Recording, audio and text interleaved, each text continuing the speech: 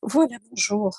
Bonjour à toutes et à tous à ce quatrième webinaire sur l'échelle de performance CO2. Merci d'être là aussi nombreux aujourd'hui aussi. Brièvement, vous expliquer, voilà, nous voulons faire la même chose que lors des précédents webinaires. Le webinaire sera enregistré, sera mis à disposition plus tard.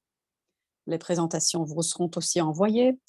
Le webinaire en tant que tel est en 2 langues, l'orateur qui est néerlandophone, mais il y a une traduction simultanée vers le français, donc vous devriez déjà entendre l'interprète. Vous regardez en bas de l'écran, vous avez un globe et vous pouvez choisir langue que vous écoutez. Les micros standards sont désactivés et les caméras aussi, mais vous pouvez poser vos questions via le bouton Q&A. Et donc à la fin, nous avons prévu du temps pour répondre à vos questions. Il y a aussi un formulaire d'évaluation qui sera mis dans le chat et ce serait bien si vous pouviez tous le compléter à la fin. Je donne la parole à Vincent, il est conseiller auprès de SCAO qui va nous expliquer donc les mesures, la liste des mesures et l'utilisation de celles-là. Voilà Vincent, je te cède la parole, tu peux partager ton écran.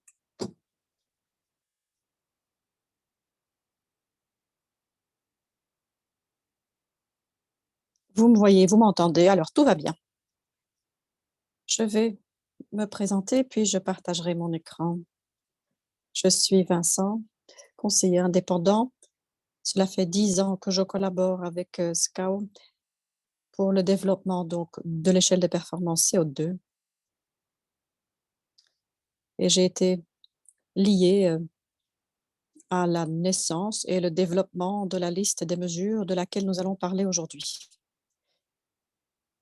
Je suis conseiller donc et je assiste les maîtres d'ouvrage et les autorités en matière de marché public et le fait de rendre les travaux et les projets de travaux plus durables.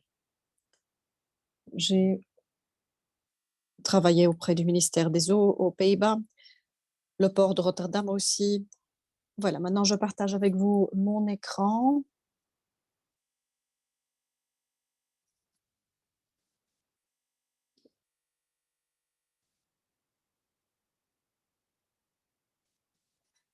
Voilà, en principe, vous devriez voir mon écran, la mesure ou la liste des mesures, ce qui fait partie intégrante de l'échelle de performance CO2.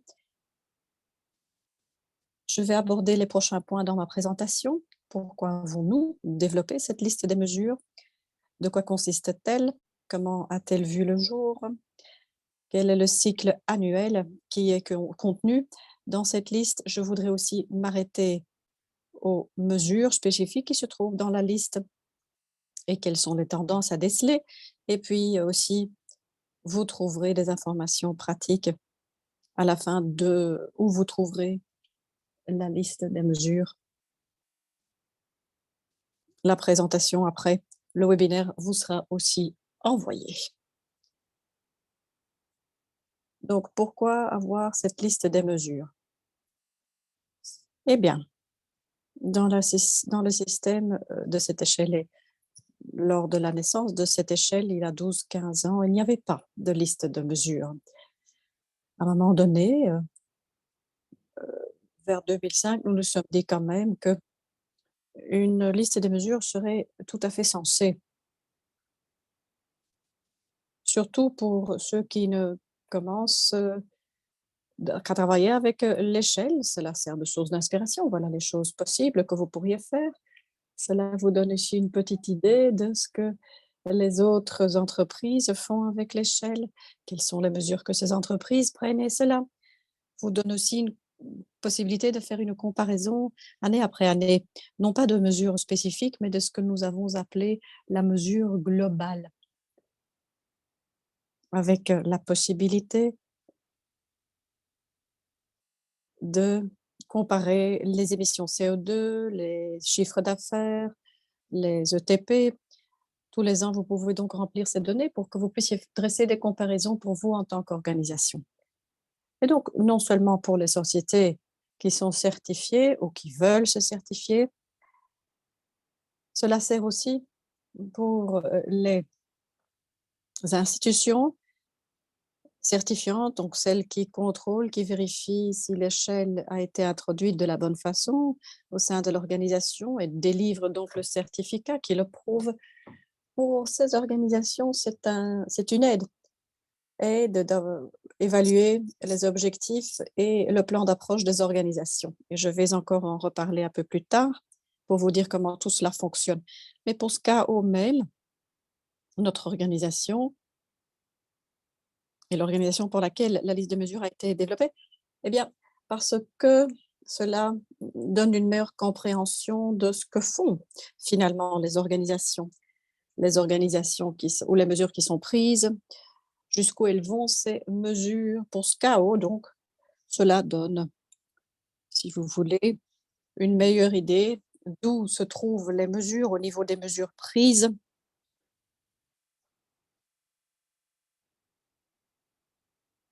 Et ainsi, nous pouvons comprendre s'il y a des mesures, des sujets auxquels il faudrait encore accorder plus d'attention. Donc, ainsi, si vous voulez, ça nous donne une meilleure idée de ce qui se passe donc au niveau de l'échelle. Alors, qu'est-ce qu'est cette liste des mesures? Je ne crois pas que vous soyez tous déjà certifiés ou que vous soyez déjà occupés à le faire. Donc, je vous explique. La liste des mesures,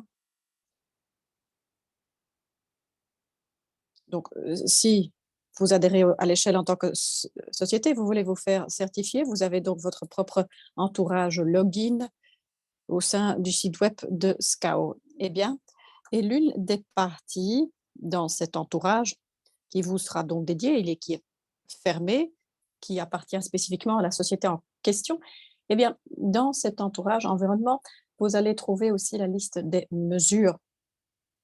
Cette liste, donc, on vous le demande dans le cadre de la certification, on vous demande de remplir la liste des mesures. Cette liste consiste de toute une série de mesures, 150 environ maintenant, réparties en différentes activités. Vous voyez les symboles du côté droit et là, vous verrez aussi différents types d'activités, marché public par exemple.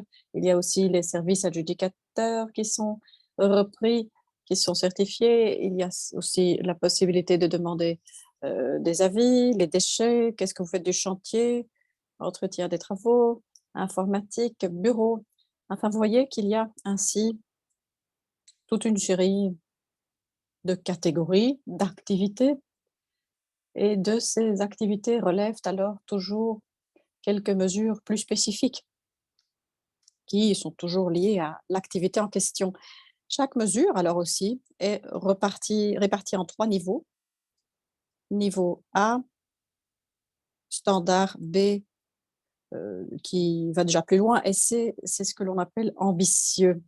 Ces niveaux, finalement, vous disent, voilà, le niveau A, c'est alors que plus de la moitié des organisations sur l'échelle, eh bien, pour qu'une telle activité est pertinente,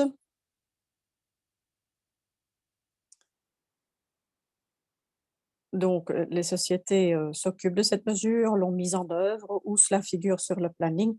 Et au niveau C, il ne s'agit que 10 ou 20% des parties pour qui une telle mesure peut être donc pertinente.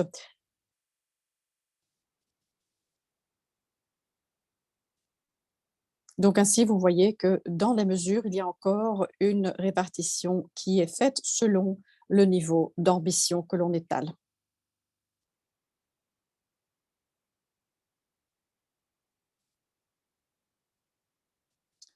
À côté de cela, lorsque vous remplissez la liste des mesures sur le site web, on vous demande aussi une mesure globale, c'est-à-dire donc la quantité annuelle que vous émettez donc au niveau du CO2.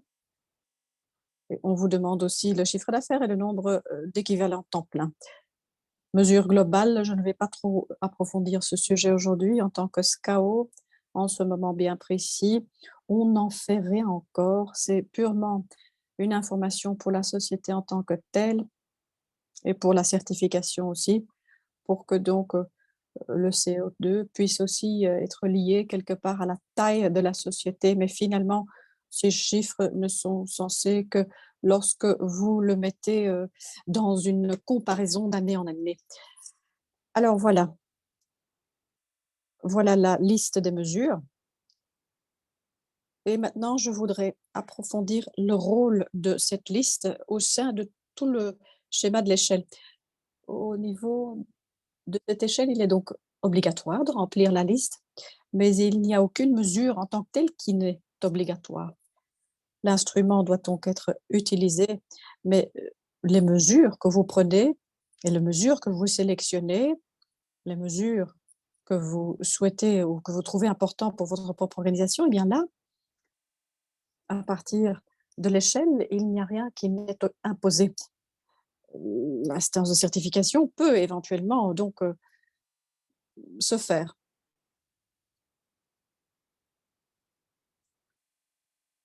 Donc, on prend toute une image de ce que prend euh, la société comme mesure et voir si c'est tout à fait ambitieux. Alors, l'utilisateur qui remplit la liste doit lui-même sélectionner les mesures qui sont pertinentes pour la société en tant que telle. Et il y a aussi une autre possibilité, c'est-à-dire d'ajouter ses propres mesures. Parce qu'évidemment, la panoplie de mesures possibles, elle est finalement quasiment éternelle.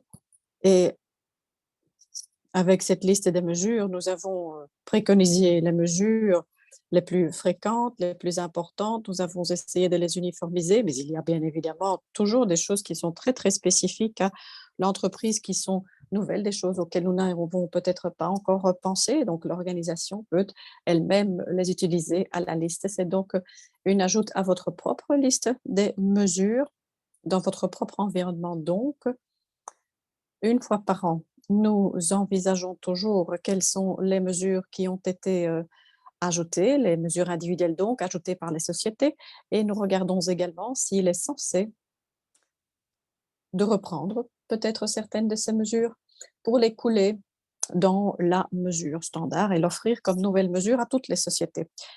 Alors, lorsque la liste des mesures est remplie par l'organisation, un PDF peut être rédigé et ce PDF, eh bien, c'est ce que regarde l'instance de certification pour voir voilà, quelles sont les mesures qui sont prises, quel en est le rapport avec les objectifs, les ambitions, et un entretien se déroule donc lors de l'audit.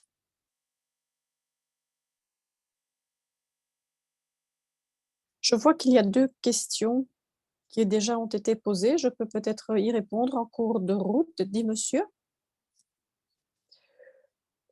Vincent, je laisserai les questions pour la fin. On l'a toujours fait comme cela, donc vous ne devez pas vous soucier des questions, on les prendra à la fin de votre exposé. D'accord, alors je continue. Ce qui suit maintenant, c'est des captures d'écran de cet environnement, donc du site web de l'échelle de performance. Vous y verrez que il s'agit là d'une liste des activités et sur la base des informations que vous avez déjà données en tant qu'organisation, c'est-à-dire par exemple le secteur auquel vous appartenez, le type d'activité que vous menez, eh bien là, la liste des mesures fait déjà une première estimation à droite de savoir quelles sont les mesures qui pourraient être pertinentes pour vous en tant qu'organisation. C'est purement une suggestion, hein. Vous ne devez pas en tenir compte, mais cela peut vous aider de voir voilà, quelles sont les choses que je vais aborder, sur lesquelles est-ce que je vais mettre le focus. Et ensuite, il y a la possibilité de cliquer sur les activités pour les ouvrir.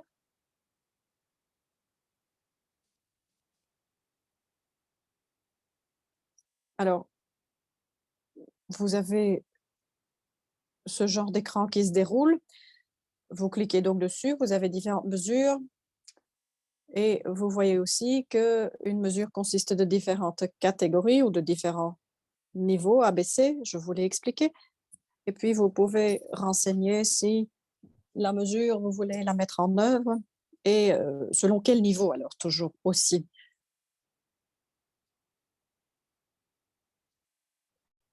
Et ainsi, vous pouvez aussi renseigner si vous avez planifié la mesure ou si par contre vous l'avez déjà mise en œuvre. Vous pouvez éventuellement pour vous-même encore ajouter des remarques. Alors, cette capture d'écran vous montre aussi que vous pouvez ajouter votre propre mesure. Vous pouvez lui donner un nom, un petit descriptif et l'introduire dans le planning. Ici, sur cet écran, vous voyez quel est le PDF qui finalement est établi, qui montre donc la mesure globale et puis les mesures que vous aurez remplies. Et toutes les autres mesures ne seront plus prises en considération. Voilà donc en très bref ce qu'est la liste des mesures. Alors, je voudrais maintenant vous expliquer pourquoi nous l'avons développée, cette liste des mesures en tant que SCAO.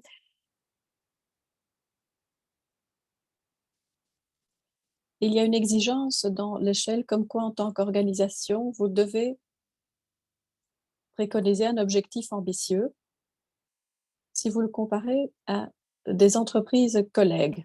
C'est vrai que c'est assez difficile si vous ne savez pas ce que vos collègues font précisément. Vous n'y passez pas tous les jours, n'est-ce pas non plus? Et donc, au niveau des entreprises, mais aussi au niveau des instances de certification, qui doivent porter leur jugement, de savoir si un objectif est ambitieux ou non, eh bien là, il y avait une base de comparaison qui faisait défaut. C'est pourquoi nous y avons réfléchi.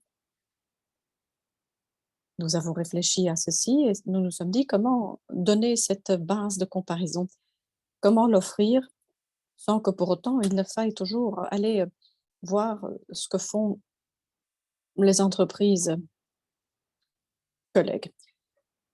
Donc une première liste est née basée sur une première étude que nous avions faite, de savoir eh bien, que ce que les entreprises font réellement dans le cadre de l'échelle. Donc il y a les plans d'approche ou les plans de gestion de l'énergie, ces plans d'un bon nombre de sociétés, de différents secteurs et de différentes tailles d'entreprises. Tous ces plans, nous les avons étudiés pour aller voir voilà, quelles sont les mesures qui sont prises dans ces entreprises. Et alors,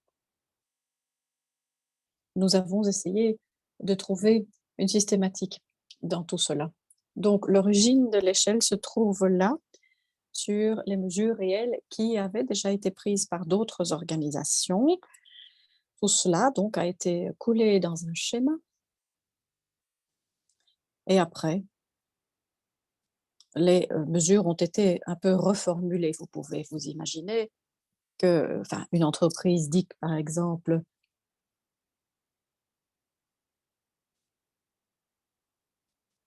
qu'elle mise sur des voitures moins polluantes. Une autre entreprise dira qu'elle mise sur des voitures avec un certain label d'énergie ou de émissions de CO2 ou de consommation de carburant.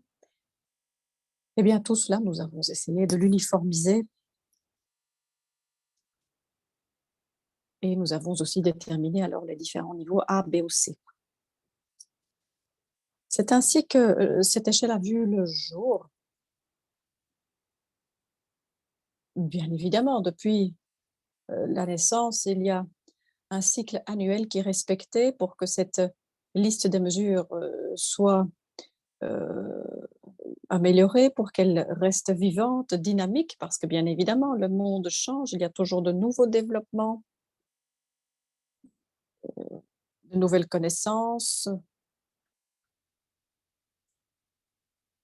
Donc, le niveau de réduction d'émissions CO2 des entreprises sur l'échelle change aussi. Donc, tous les ans, il est important de pouvoir modifier cette échelle de performance ou de cette liste des mesures. C'est pourquoi on a donc conçu ce cycle annuel qui nous permet de le faire Donc, les entreprises remplissent la liste des mesures tout au long de l'année.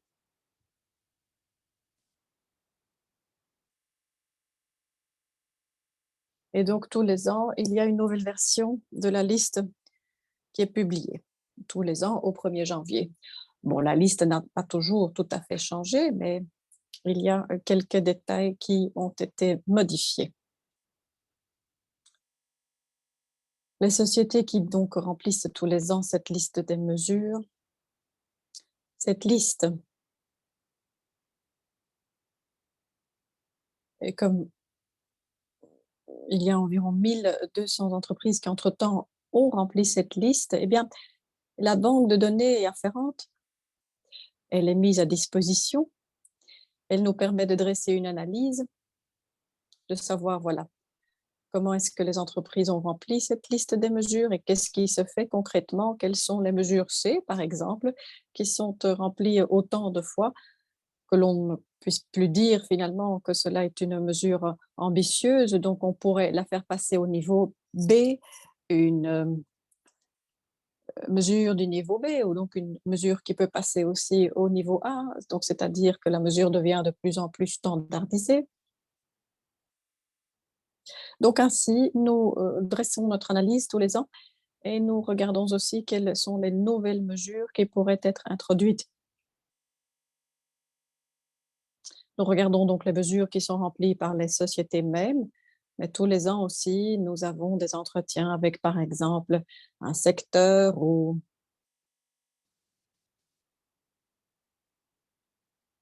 une organisation d'entreprise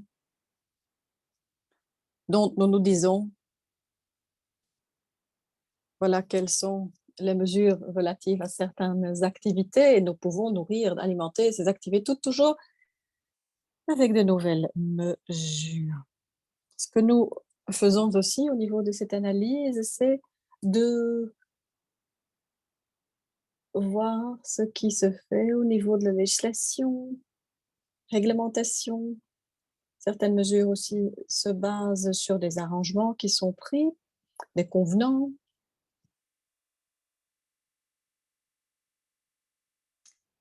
Et tout cela évolue bien évidemment sans cesse tous les ans, donc il faut voir si la base sur laquelle se basent les mesures, si tout cela est encore correct, si cela n'a pas été modifié. Donc, à partir de cet angle de mire, peut-être faut-il aussi adapter l'une ou l'autre mesure. En découle alors ensuite une proposition de modification, ce qui est donc soumis au collège central des experts. Ce collège des experts va donc vérifier auprès de sa base si cela va bien. Il y a donc des maîtres d'ouvrage qui siègent dans ce conseil, mais j'ai aussi des représentants d'organisations. Donc ainsi, on vérifie si avec les modifications préconisées ou proposées, on ne s'avance pas de trop ou de savoir si il n'y a plus d'erreurs ou des choses qu'il faudrait enlever de la liste. Comme je vous l'ai dit, le cycle annuel donc, pour que la liste soit dynamique et la plus actuelle possible. Et puis, ce que je vous disais encore, la liste des mesures adaptées, qui est donc publiée à nouveau sur le site web au mois de janvier. C'est ce que vous trouvez lorsque vous faites donc votre login en tant que société certifiée. Alors, ici, j'en ai déjà brièvement parlé, hein, donc tous les ans, nous voyons si des mesures peuvent être passées d'un niveau à l'autre. Nous regardons quelles sont les mesures qui ont été ajoutées par la société même. Nous tenons compte aussi des développements sur le marché et nous procédons à une mise en adéquation avec d'autres organisations. L'année écoulée, nous avons encore été un cran plus loin parce que des questions nous ont été adressées à partir de la Belgique, des questions justifiées. La liste a été développée dans le contexte néerlandais à partir de 2015, lorsqu'on n'avait pas encore l'idée de se dire, voilà, la liste sera aussi utilisée en Belgique. La liste, première mouture, jusqu'en 2021 donc, était surtout basée sur les Pays-Bas, les lois, les réglementations néerlandaises. Et donc, il y avait des mesures que l'on ne pouvait pas appliquer à la Belgique. Nous avons, ensemble avec C2Logic, regardé, envisagé l'année passée, voir si des mesures, ou bien dans l'explication ou bien dans le descriptif, pouvaient être généralisées. Qu'est-ce que nous avons fait plus concrètement? Eh bien, plutôt que de se baser sur une loi néerlandaise, une réglementation néerlandaise, voir si on ne pouvait pas se baser sur une règle européenne, plutôt une alternative belge aussi.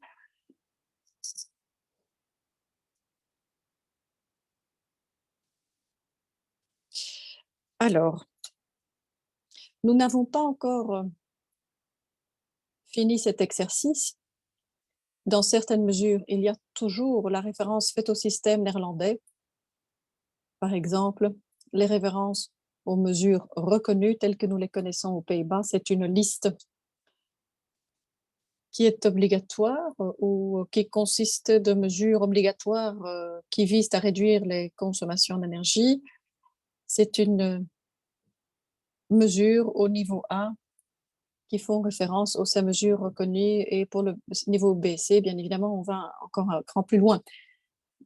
Maintenant, donc, nous sommes encore en train de réfléchir comment justement nous pouvons encore améliorer la chose et si l'alternative pour la Belgique peut être trouvée. Bon, ces mesures reconnues, elles existent en Belgique, où elles sont aussi accessibles aux entreprises belges. Elles sont tout à fait pertinentes aussi pour les sociétés belges. Il s'agit de mesures assez simples, évidentes, comme par exemple isoler les murs creux. Eh bien, ces mesures sont tout aussi pertinentes en Belgique qu'aux Pays-Bas.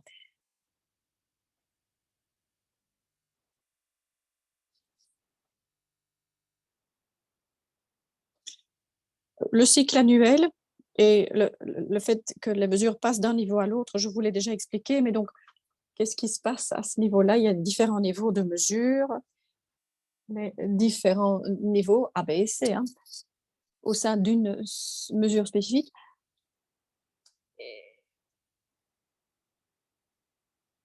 Par exemple, ici, cette mesure-ci, achat de nouvelles voitures leasing, eh bien, là, vous voyez que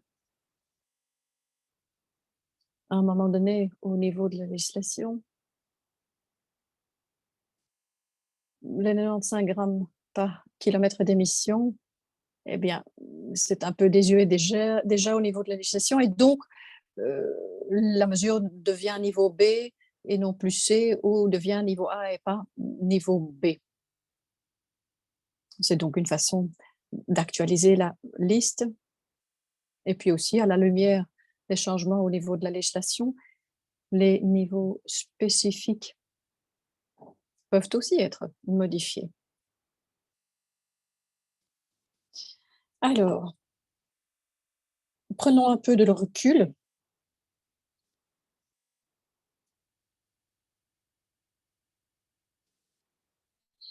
Pour aller voir quel est le type de mesures qui sont prises. La liste des mesures vaut donc pour les 1200 détenteurs de certificats. Mais toutes ces sociétés ne font pas la même chose, évidemment. Ce que vous voyez ici, c'est les activités qui sont menées le plus souvent ou à quelle fréquence elles sont menées ces 3 dernières années. Activités comme bureau ou logement et mobilité personnelle. Eh bien, ce sont là donc des activités au sein desquelles la plupart des sociétés prennent des mesures. Ceci n'est pas surprenant, bien évidemment, parce que chaque entreprise a des bureaux et a une mobilité personnelle, a aussi des voitures peut-être, ou des personnes en tout cas qui se déplacent au bureau. Donc, rien de surprenant, disons. Et à côté de cela, il y a les activités qui sont liées au secteur de la construction, la logistique et le transport, le matériel, le chantier. Eh bien, là aussi, il s'agit d'activités qui sont aussi, appliquées de façon très fréquente. Autres activités qui sont moins remplies, sans doute parce que moins pertinent pour, d'autres organisations. Par exemple, les services adjudicateurs et l'activité marché public, bah, il y en a beaucoup moins que les sociétés qui, par exemple, se trouvent dans le secteur de la construction. Alors ceci nous donne une image, la liste des mesures et les différentes activités à remplir. Alors, on voudrait maintenant approfondir les différentes tendances que l'on décèle dans cette liste des mesures. Nous voyons que l'énergie durable et l'autoproduction de cette énergie durable ne cesse d'augmenter. Ceci est déjà le cas pour les bureaux et pour les halls d'entreprise. C'est la mesure la plus souvent prise, mais cela continue à monter.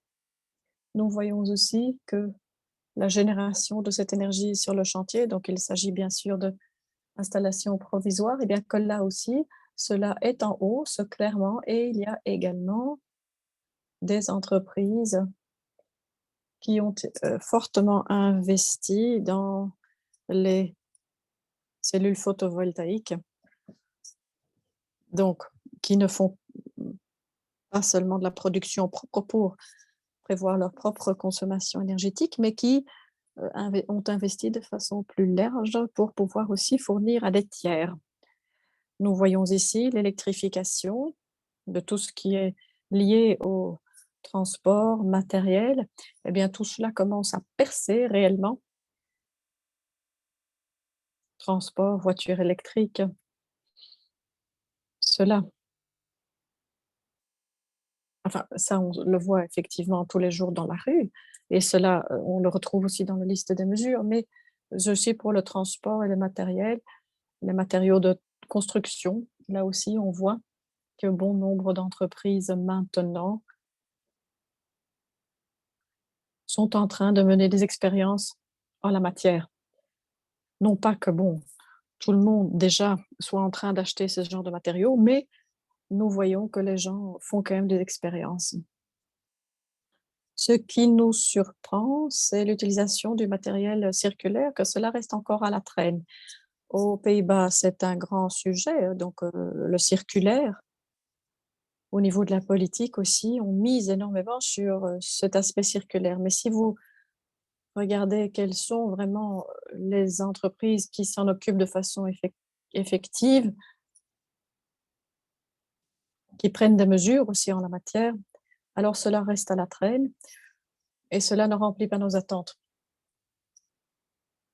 C'est difficile à capter aussi dans la liste des mesures, n'est-ce pas? C'est peut-être une explication parce que souvent il s'agit de mesures fort explicites et spécifiques. Mais par exemple, l'asphalte, le béton, ben, dans ces secteurs-là, on travaille vraiment sur le circulaire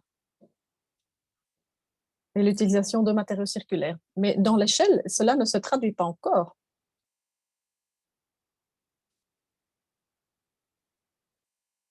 Alors ici, vous voyez de ces choses qui vraiment sautent donc à l'œil. Tous les ans, nous faisons un rapportage quant à cette liste des mesures et on met le focus sur chaque activité finalement pour voir quelles sont les mesures les plus souvent prises, quels sont les changements apportés à cette liste des mesures, mesures qui ont été ajoutées par exemple aussi, ce qui permet de mieux comprendre l'utilisation de cette liste des mesures et quelles sont les modifications qui ont été apportées.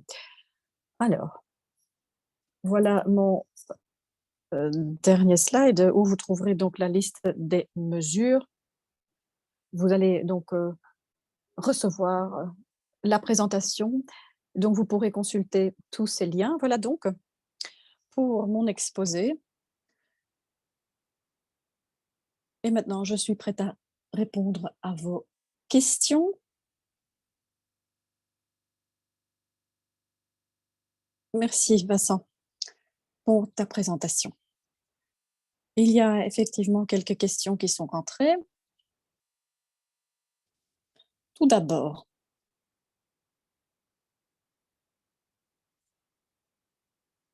enfin tu l'as déjà dit partiellement, mais quelqu'un dit dans la liste des mesures, je faisais une référence à la législation néerlandaise. Est-ce qu'il y aura aussi la traduction vers le contexte belge? Oui, donc j'ai approfondi ce point, n'est-ce pas? Nous avons déjà pris des choses assez simples et nous les avons adaptées au contexte belge, à la situation belge. Mais spécifiquement pour cette mesure-ci dont je vous parlais, où l'on fait donc référence à l'arrêté néerlandais en matière de construction, c'est vrai que là, on n'a pas encore pu l'adapter au contexte belge. On le fera encore, on cherchera les alternatives belges.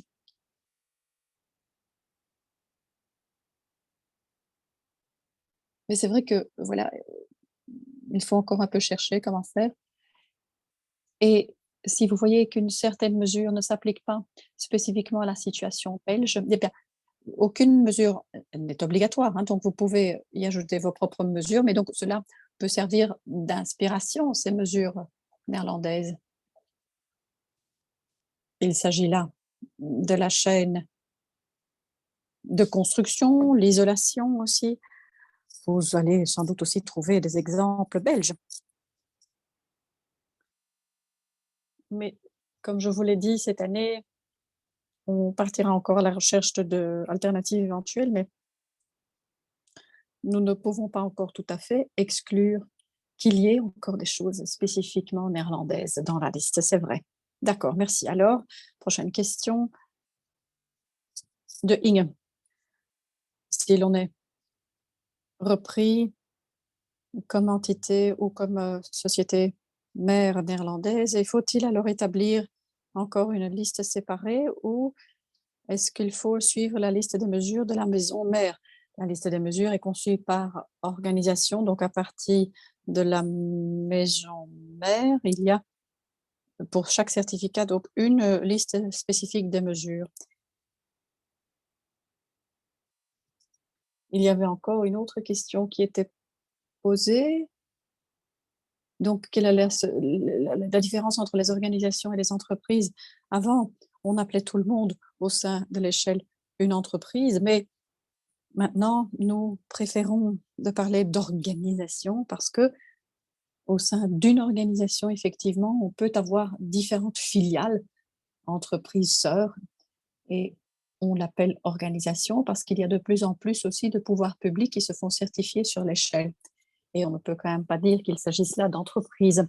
C'est pourquoi maintenant nous préférons la notion d'organisation.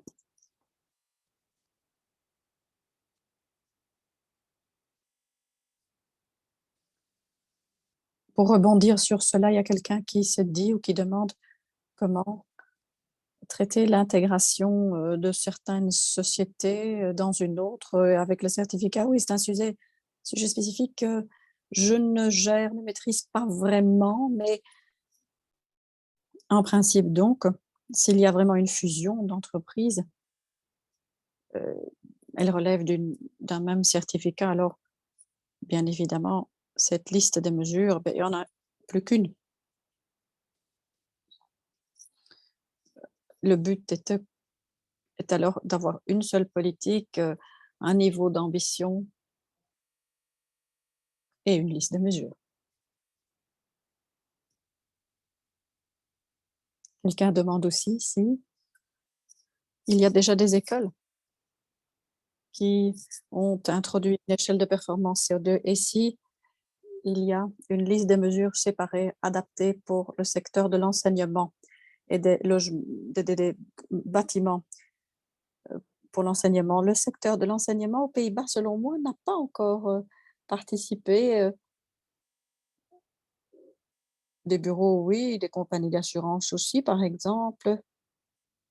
Mmh, la fédération du football néerlandaise aussi est affiliée comme, société certifiée, mais les institutions, d'enseignement, pour autant que je sache, pas encore et donc il n'y a pas non plus de mesures séparées pour ce secteur. D'accord. Alors Jonathan, peut-être une question pour toi. Quelqu'un demande, enfin, si j'ai bien compris, la Belgique se trouve aussi encore dans la phase pilote. Donc concrètement, si une entreprise veut se faire certifier demain, quelles sont les étapes possibles, les avantages aussi pour cette entreprise en question? Est-ce que les pouvoirs publics utilisent déjà l'échelle pour avantager les entreprises certifiées? En ce moment, effectivement, en Belgique, on se trouve encore dans la phase pilote. Concrètement, qu'est-ce que cela veut dire? Qu'il y a quelques projets pilotes qui sont en cours en Belgique. Et donc, effectivement, là, on utilise l'échelle au niveau du marché public. Et donc, les sociétés peuvent avoir un avantage en ayant ce certificat à un certain niveau de l'échelle pour effectivement remporter donc le projet. Phase pilote, cela veut dire que l'on teste certains projets en Belgique qui ensuite seront évalués pour voir comment la mise en œuvre future pourrait se faire. Merci pour la réponse.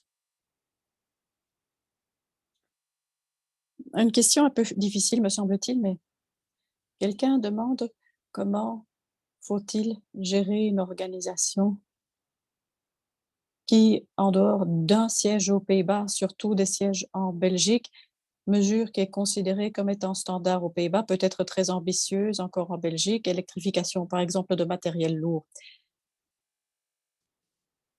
Alors, comment remplir la liste des mesures d'un point de vue belge ou d'un point de vue néerlandais? C'est une très bonne question, effectivement. Je pense alors quand même qu'il ne faut pas toujours partir de la perspective belge ou néerlandaise, mais à partir de la politique que vous préconisez en tant que société. Qu'est-ce que vous voulez atteindre comme organisation? Et puis, la liste des mesures serait une aide.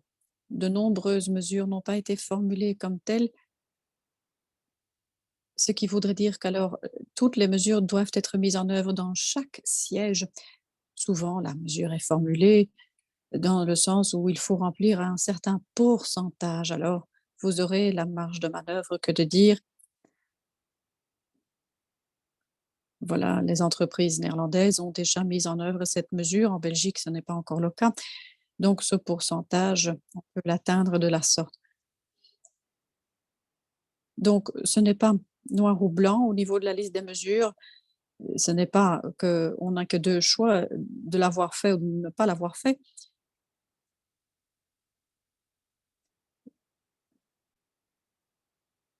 Et les différents niveaux, A, B ou C, au niveau de la mise en œuvre de la mesure, eh bien là aussi, vous avez une certaine latitude encore.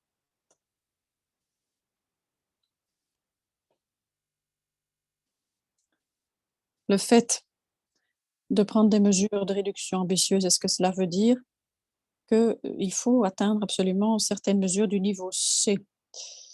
Eh bien,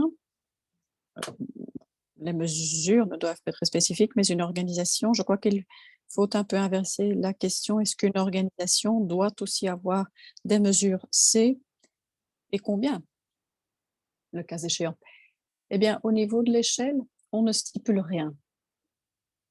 Ce qui, pour une organisation, est une mesure très ambitieuse, ne l'est pas pour autant pour une autre organisation.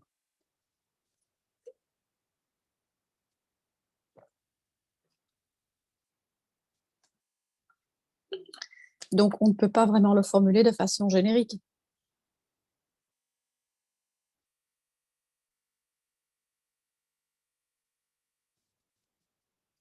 C'est le niveau d'ambition que la mesure ou que l'organisation préconise qui compte.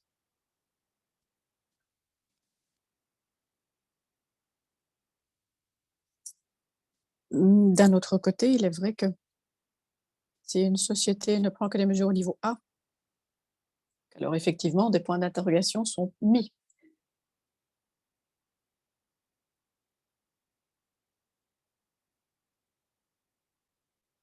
De nombreuses entreprises qui maintenant démarrent avec la liste des mesures en Belgique. Eh bien, les niveaux A et B sont peut-être déjà assez ambitieux pour ces entreprises qui ne font que commencer. Le niveau C, c'est encore trop éloigné. Mais c'est une pondération à faire au sein de la société même. Combien de mesures sont choisies en moyenne par société? Nous avons des statistiques et cela revient à 22-23 mesures par entreprise.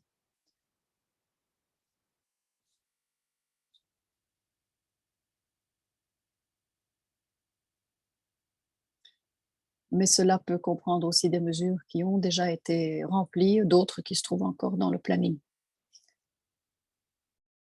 Et le nombre de mesures est en croissance graduelle ainsi donc. Alors, dernière question. Je crois que nous avons épuisé toutes les questions. Comment voyez-vous le développement de la liste des mesures dans les années à suivre? Eh bien, ce n'est pas encore tout à fait clair. Il y a des développements, il y a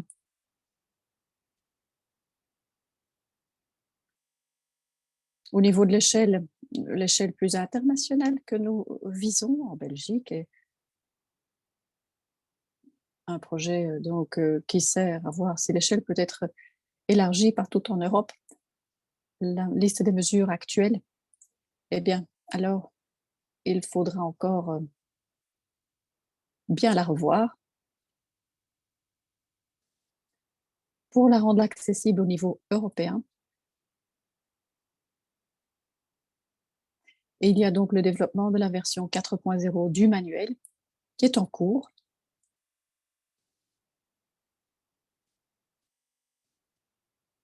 Donc là, le système de l'échelle a été un peu modifié, aiguisé.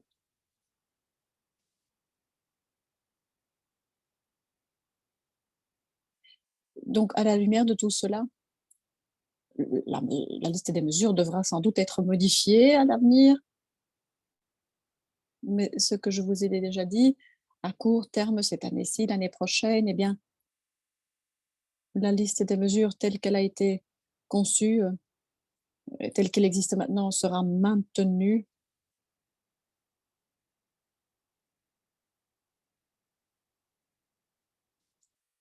Et pour les utilisateurs belges, on va aussi encore essayer de la peaufiner. Donc, réponse en résumé, les années à venir, il n'y aura pas encore beaucoup de changements, mais il y aura des détails qui sont encore améliorés pour le niveau belge. À plus long terme, eh bien, il y a beaucoup de choses qui vont se passer, mais on ne peut pas encore dire comment va évoluer la liste des mesures. Il y aura toujours une certaine liste des mesures, me semble-t-il, ne fût-ce que pour avoir cette source d'inspiration pour les sociétés. D'un autre côté, pour nous, en tant que SCAO, il est important de bien avoir le pouls donc, de ce qui se passe au sein des entreprises.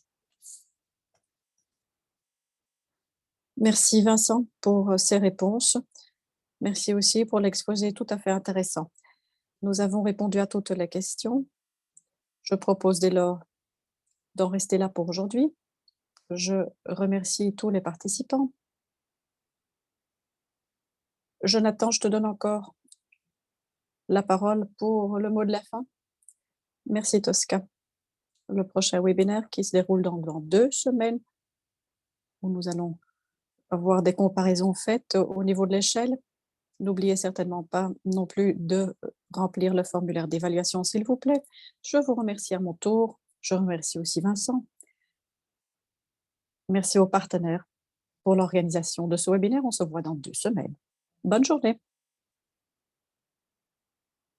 Merci. Au revoir.